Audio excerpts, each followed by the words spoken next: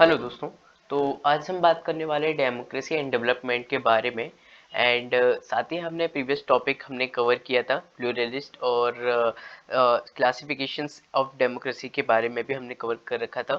तो होप आपने वो वीडियो देखा होगा। एंड चलिए स्टार्ट करते हैं इस टॉपिक को। बेसिकली देखो, डेमोक्रेसी एंड डेवलपमेंट में ना, जो ली वान यू, जो कि फॉर्मर सिंगापुर मिनिस्टर रह चुके हैं, है ना, प्राइम मिनिस्टर रह चुके हैं, ठीक है।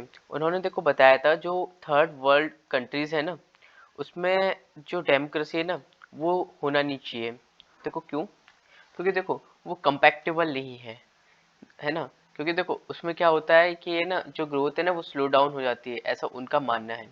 तो जो एग्जिस्टिंग सिचुएशन नॉट कंपैक्टेबल है ना। और जो देखो एकदम से कॉलोनीज से, एकदम जो थर्ड वर्ल्ड कंट्रीज हैं वो कॉलोनीज से एकदम से बाहर निकले हैं, तो वो डेमोक्रेसी को है ना एक तरीके से अपना नहीं पाएंगे। तो इसी चीज के लिए उन्होंने बताया कि वहाँ पे ना ऑथोरिटोरिज्म का राज होना चाहिए, मतलब एकदम से ये डेमोक्रेसी नहीं आना चाहिए।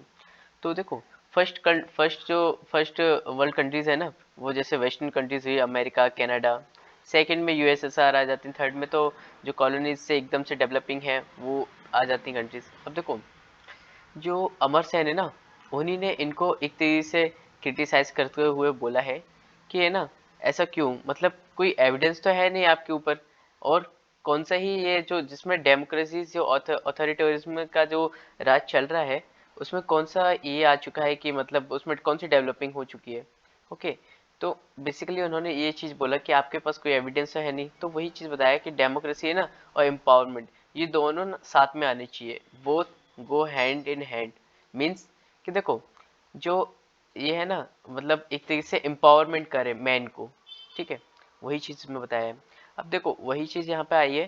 जैसे मॉडल ऑफ डेमोक्रेसी हम देखें तो इसमें देखो क्या क्या बताया गया है। जैसे रिप्रेजेंटेटिव डेमोक्रेसी बताई गई है, पार्टिसिपेटरी डेमोक्रेसी और डेलिब्रेट डेमोक्रेसी। ये वन बाय वन हम देखेंगे इसको। तो बेसिकली देखो जो रिप्रेजेंटेटिव डेमोक्रेसी होती है ना, वो किसी डायरेक्ट डेमोक्रेसी से मतलब बिहाफ में आप समझ सकते हैं कि जो डायरेक्ट डेमोक्रेसी हुआ करती थी, है ना। तो कुछ टाइम बाद है ना जो टाइनरी ऑफ मेजोरिटी होने लगी, ठीक है। फिर उसके बाद क्या होने लगा कि उसमें रिप्रेजेंटेटिव डेमोक्रेसी आने लगी, कि उसमें रिप्रेजेंट रहेगा। जैसे पहले सभी लोग इकट्ठा बैठ के डिस्कशन डेलिब्रेट किया, मतलब डिस्कशन डिबेट किया करते थे, है ना। फिर उसके बाद जब मेजोरिटी ज्यादा होने लगी, पॉपुलेशन ज्यादा होने लगी, तो फिर जीएस मिल के द्वारा बताया गया कि ना टायरनरी ऑफ मेजोरिटी के कारण आप प्रोपोर्शनल एक तरीके से रिप्रेजेंटेटिव डेमोक्रेसी लेके आइए, ठीक है। और प्रोपोर्शनल रिप्रेजेंटेशन लेके आइए। देखो प्रोपोर्शनल रिप्रेजेंटेशन वो होता है जिसमें जैसे आप किसी 5 राज्य हैं, ठीक है।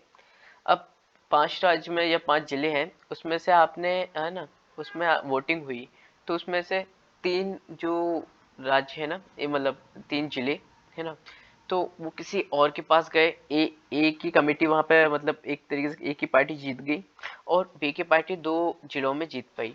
तो देखो, तो फिर है ना यहाँ पे ना 3:2, मतलब एक तरीके से ऐसा हो जाना चाहिए कि वहां पे जो जहाँ पे 3 पार्टी जो जीती गई वहां पे उनका राज होना चाहिए, 2 पार्टी जहाँ पे जीती उनका राज होना चाहिए। क्योंकि क्या होता है ना कि जो मेजोरिटी वाली होती है ना वो डोमिनेंस में आ जाएगी। अब मेजोरिटी क्या है कि ना माइनॉरिटी को सप्रेस करेगी, तो वही चीज है ना कि इसमें आप इसमें जीएस मिल का यही कहना था कि ये ना प्रोपोर्शनल प्रेजेंटेशन होना चाहिए। राइट टू वुमेन, मतलब वुमेन को भी वोट होना चाहिए। प्लूरल वोटिंग होना चाहिए, सिस्टम होना चाहिए। प्लूरल वोटिंग जैसे मैंने अपने प्रीवियस वीडियो में आपको समझाया था कि एजुकेशन बेस्ड जो सिस्टम है ना उस पर होना चाहिए, ठीक है। Education and property should basis होना चाहिए। प्लूरल वोटिंग में देखो मेनली ऐसा होता है कि जो एजुकेशन वाला सिस्टम है, जैसे कोई फॉरेन से पढ़ के आया है, ठीक है, वेस्टर्न यूनिवर्सिटी पढ़ के आया है, तो उसको ज़्यादा वोट दिए जाने चाहिए। और जो कि यहाँ पे किसी ने बीएससी बैचलर्स करा रखा है उसको कम वोट देना चाहिए in comparison to that person. Okay.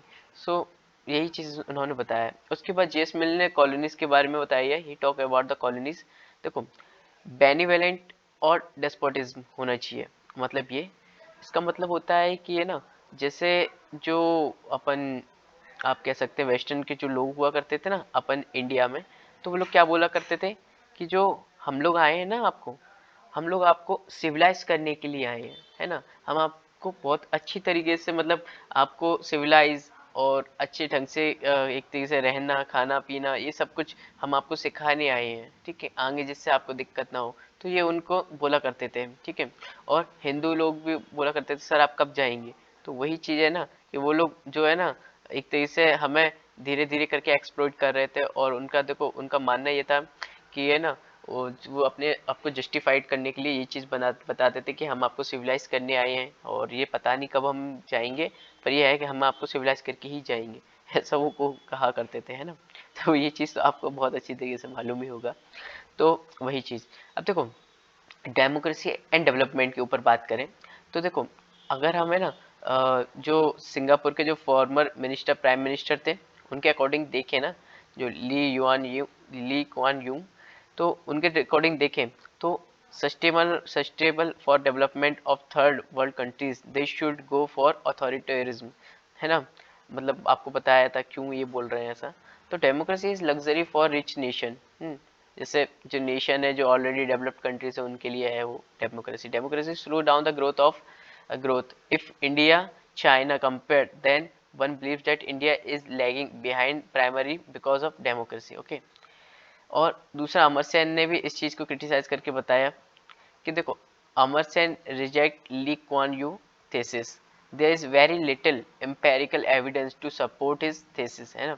And उनके अकॉर्डिंग देखें तो democracy has an institution role in bringing the development. Okay, मतलब डेवलपमेंट का एक बहुत इंपॉर्टेंट रोल वो होल्ड करती है। एंड दूसरा देखो according to him democracy pledge an constructive role in ensuring development. Okay, उसके बाद जो अल्टीमेट गोल है ना ऑफ डेमोक्रेसी का वो एम्पावरमेंट ऑफ पीपल होना चाहिए। Development and empowerment go hand in hand, hence he is also emphasise the necessity of democracy to ensure and development and it means simply economic growth not enough, है ना। मतलब उनका मतलब है economic growth ये इतना काफ़ी नहीं है, ओनली जो मैन है ना उसका भी एक तरीके से एम्पावरमेंट होना चाहिए। It has been distributed growth and ultimate goal, है ना, is the empowerment of people and hence there is positive linkage between democracy and empowerment, ठीक है।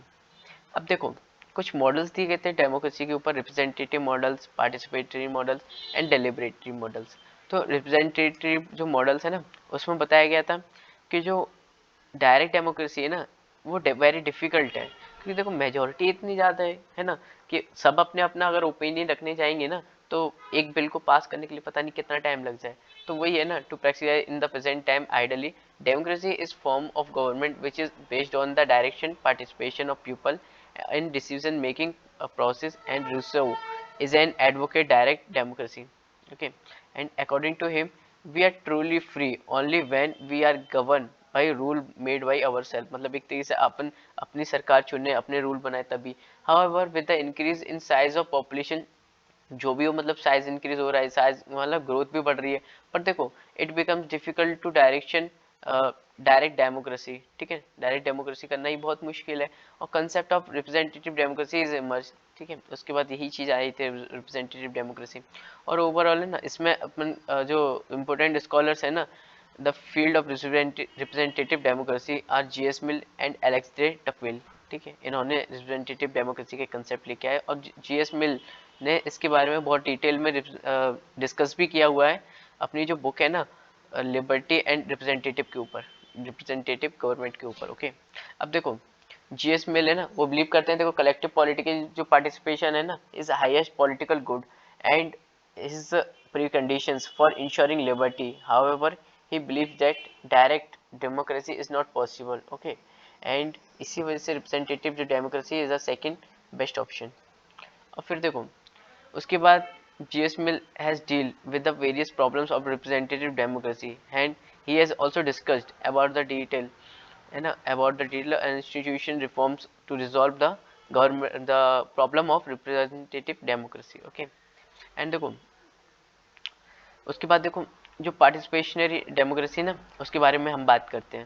ओके, तो देखो बेसिकली ना पार्टिसिपेशनरी डेमोक्रेसी में क्या होता है कि जो लेफ्ट होता है न्यू लेफ्ट, मतलब यहाँ पे न्यू लेफ्ट का आप समझ सकते हैं काम कि जो है ना यो इगैलिटेरियन जो सोसाइटी होती है ना वो बनाना, इक्वल एक तरीके से अपॉर्चुनिटी लाना, है ना, आप ये समझ सकते हो। तो ठीक है ना, वही है। तो talk about the participatory democracy, मतलब ये जो सबअल्टर्न सेक्शन है, मतलब सबअल्टर्न सेक्शन वो होते हैं जैसे बॉटम में, जो एक तरीके से आप समझ सकते हैं बॉटम सेक्शन होता है, या फिर आप समझ सकते हैं दलित, ये लोग होते हैं ना, इनको भी है ना पार्टिसिपेशन कराना, इनकी इम्प्रूव कराना, पार्टिसिपेशन में डेमोक्रेसी में लेके आना, है ना, बहुत सारी चीज़ें एक तरीके से आप समझ सकते हैं लिटरेसी का होना, ये सारी चीजें इन्होंने बताया कि है ना उनका भी होना जरूरी है, पार्टिसिपेशन करना जरूरी है। जैसे गांधी जी ने ना स्वराज के ऊपर बताया था कि देखो अगर दलित लोग भी अगर आएंगे, क्योंकि देखो हिंदू और मुस्लिम तो आ ही चुके थे उस टाइम पे, रॉलेट एक्ट पास हुआ था, उसके बाद देखो स्वराज के लिए वो लड़ने लगे थे, ठीक है। बट उन्होंने ये भी बोला था कि अगर देखो दलित आएंगे ना तो शायद हो सकता है, अगर नहीं आएंगे ना, वो उनका भी कंट्रीब्यूशन नहीं होगा तो है ना आज़ादी को 100 साल पीछे हम चले जाएंगे, मतलब 100 साल बाद जाके हमें कहीं आज़ादी मिलेगी। फिर उसके बाद रियो अर्थ समिट है ना 1992 का, उसमें भी ये बताया गया था कि इन्वायरमेंट को है ना उतना ही यूज करो जितना वो है ना अपने आप को रिप्लेस कर सके, ठीक है। इसके लिए आप समझ सकते हैं कि डेमोक्रेसी का होना बहुत जरूरी है। और दूसरा ये कि ये ना लोगों को इसके बारे में जानना भी जरूरी है। 73rd एंड 74th जो कॉन्स्टिट्यूशन अमेंडमेंट एक्ट है ना, उसमें भी ये बताया गया है पार्टिसिपेशन एट ग्रास लेवल, ठीक है ना, उसमें गवर्नमेंट का बताया गया है पंचायती राज के बारे में। अब इसके बारे में हम आगे डिस्कस करेंगे डीपली, तो इस वजह से मैं इसमें ज़्यादा डिस्कस नहीं कर रहा हूँ।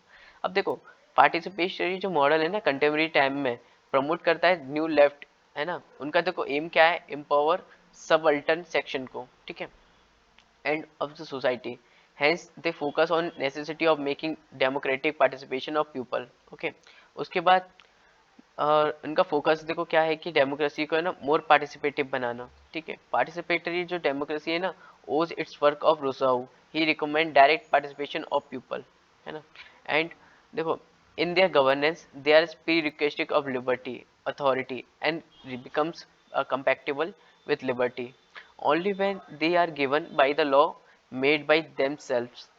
एंड देखो जो पार्टिसिपेटरी जो डेमोक्रेसी है ना was also propounded by Gandhi, इतनी से आप गांधी स्वराज का जो कंसेप्ट था, ठीक है।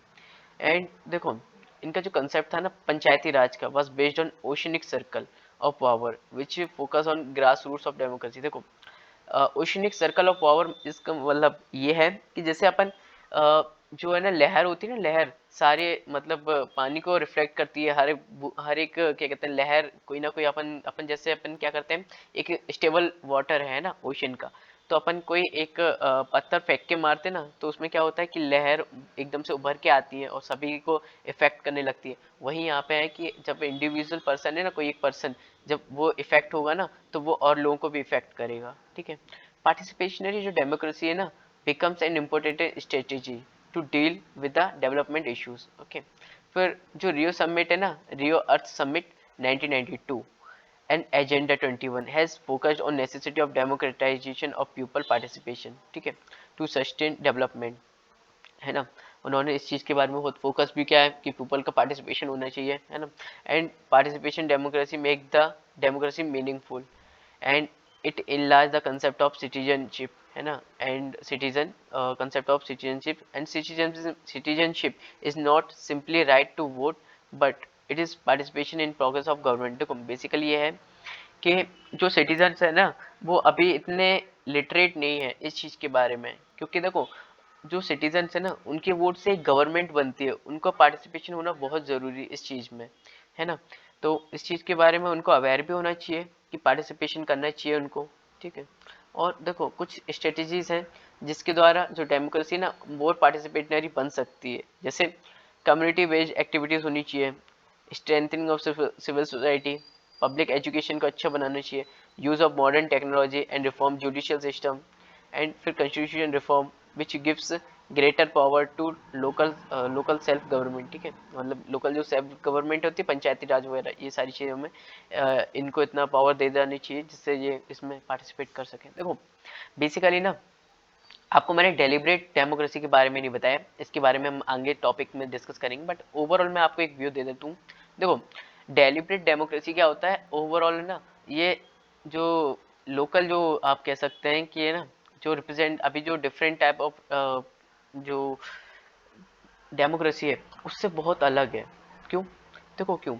अब उसमें क्या होता है ना कि उनके जो ओवरऑल सभी पर्सन है ना, उसके डायलॉग्स में, उसके थॉट्स में पार्टिसिपेट कर सकते हैं। लाइक अभी के लिए ये पॉसिबल नहीं है, बट आगे टेक्नोलॉजी के कारण हो सकता है पॉसिबल। ओके, तो अभी अपनी रिप्रेजेंटेटिव डेमोक्रेसी, पार्टिसिपेटिव डेमोक्रेसी में, ठीक है, अभी है, बट आगे शायद डेलिबरेट डेमोक्रेसी हो सकता है। तो उसमें उसमें मेनली क्या होता है, सभी लोग पार्टिसिपेट करते हैं। एक तरीके से आप बोल सकते हैं डायरेक्ट डेमोक्रेसी का वो कंसेप्ट है, जिसमें क्या है, लोग डायरेक्टली पार्टिसिपेट करते हैं एंड होपली के मतलब डायलॉग में, है ना। इसके बारे में हम कल अच्छी तरीके से समझेंगे, तो आपको बेटरली इसको है ना अच्छी तरीके से समझ में भी आएगा।